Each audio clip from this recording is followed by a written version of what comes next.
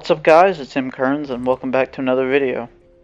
So, I know I've been gone for a while, but, work and moving back into school, all that fun stuff has been kind of priority number one, and this has been kind of priority number two, and plus, there's really not been anything I've been playing. I mean, I got back into Cold War a little bit, but, it's nothing too significant. But what I wanted to talk about today was MW3 and all the news surrounding it.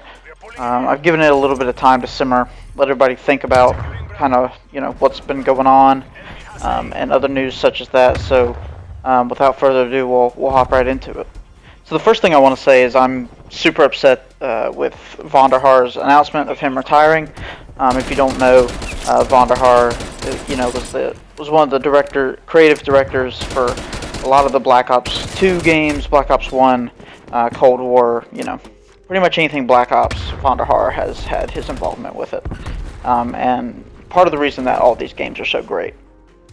Now, not to say that Black Ops will get any worse or any better without Von der Haar, it's just something we just have to see, but specifically, I know that him retiring and working on an unnamed project is very interesting, and maybe he's doing his own shooter and doesn't want to be a part of Activision Blizzard anymore.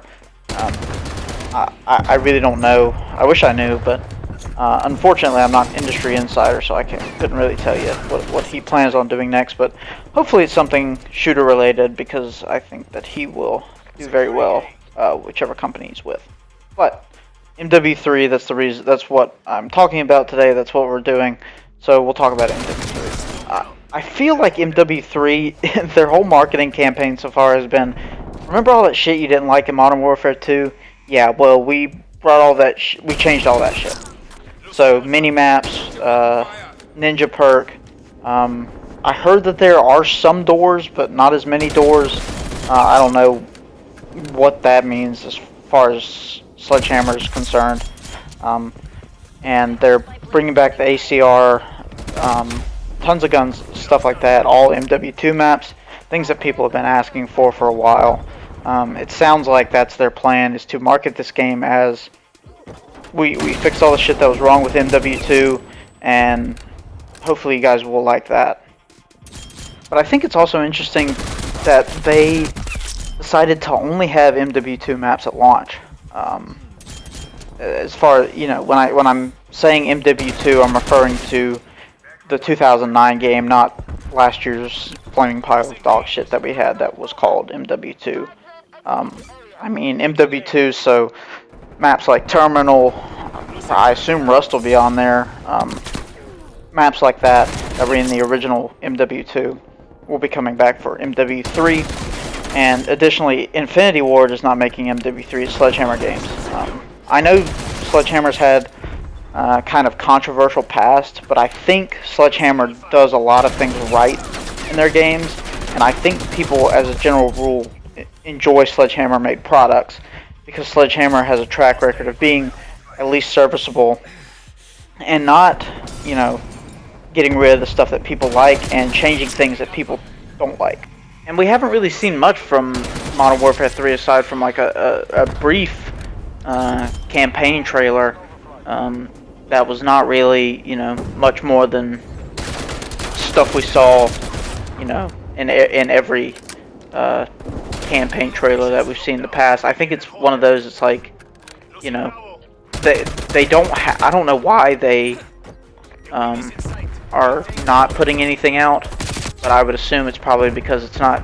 They don't have a full demo ready to go.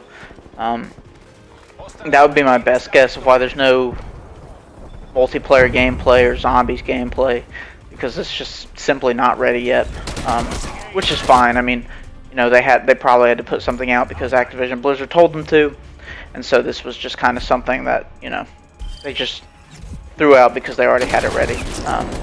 But I think Sledgehammer is going to make a very good game this year. And people have their doubts with Sledgehammer, and that's fair because they're not Treyarch. But I think in the past, past couple years, Sledgehammer's been put into a very difficult position, because you've got Treyarch who's making serviceable games that aren't completely awful, and then you've got Infinity Ward who's making, some just garbage ass games. I mean, Modern Warfare and Modern Warfare 2 are universally disliked as far as the way that it's perceived by the community, and the way that people look at the games, and some of the decisions they made with those games are kind of just terrible. Especially MW2, and the way that they made that game was just god awful. So I think that Sledgehammer has a perfect opportunity here to really, really capitalize on that failure of Infinity Ward, and use that for their game. And I think that's something that a lot of companies aren't able to do in esports, because it's just kind of, well, not really esports, but in gaming, is because of this cycle. Now, I know that everybody would want to change the cycle for better, and not have a game every 3 years, and just make one continuous game, and then maybe that would be the game that people play for a long time. But I just don't see Call of Duty ever doing that, ever. But that's just the way it is. But moving on to esports, yesterday the Florida Mutineers rebranded to the Miami Heretics, and while a lot of people in the CDL are sad that the branding of the Mutineers went away, I think the branding is good. I think the rebrand is good. I think it's needed. I think we will see if the CDL remains to be a thing, which, to be honest, I'm surprised it's lasted as long as it has. I mean, it's going on 4 years, 5 years, maybe. It started in 2019, so about 5 years now, which is longer than I thought, maybe 2 years max. And then, teams would start to drop out, but maybe, I don't know. I just think that it's very interesting that the Heretics are choosing to get in now rather than later. And this, we may see an uptick in teams in the CDL, but I just think it's very interesting that Miami is changing. Well, not Miami, but Florida is changing their branding to the Heretics. But I think Heretics is a much bigger brand than Florida is, and I think that this is a good thing for the CDL. But my point I was trying to make is I think we'll see a lot more teams revert to more recognizable names. So we've got FaZe, Optic, Heretics, and Thieves. And I think in the future the Surge will probably go back to Luminosity, Seattle Luminosity, something like that.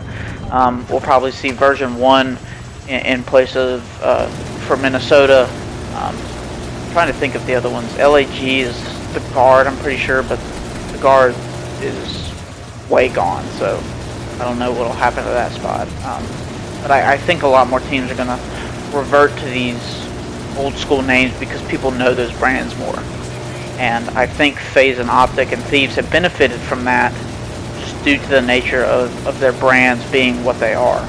As much as people want to talk shit about FaZe and how poorly managed they are, which is true and valid, I think it's something to be said that people know FaZe when you say that name, and people don't know, necessarily who Minnesota Rocker is or the Seattle Surge are, unless you're within the community.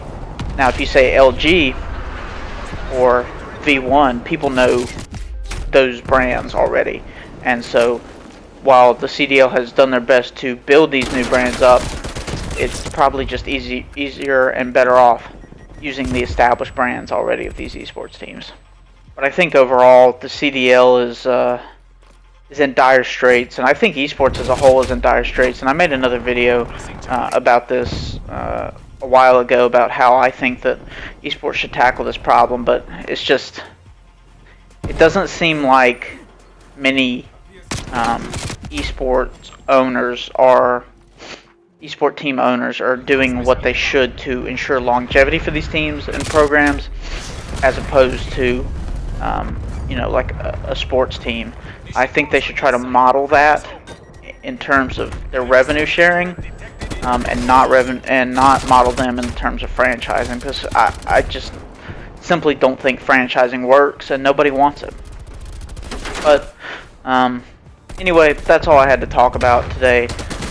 I know the videos have been pretty lacking as far as consistency, but I do appreciate you for hanging with me if you're still watching. It does mean a lot, but there's just not been much to play. I've been playing Red Dead Redemption 2, and I could have recorded that, but I know nobody cares because the game, the game's pretty old now. So I played that for my own personal sanity, and it was a good game. But anyways, that's all for me for now. If any more news comes up that I think is worth talking about, I will. I think X Defiant is coming out sometimes, allegedly, but you never know. So until then, thank you so much for watching. Remember to like and subscribe, and I will talk to you all later. Peace.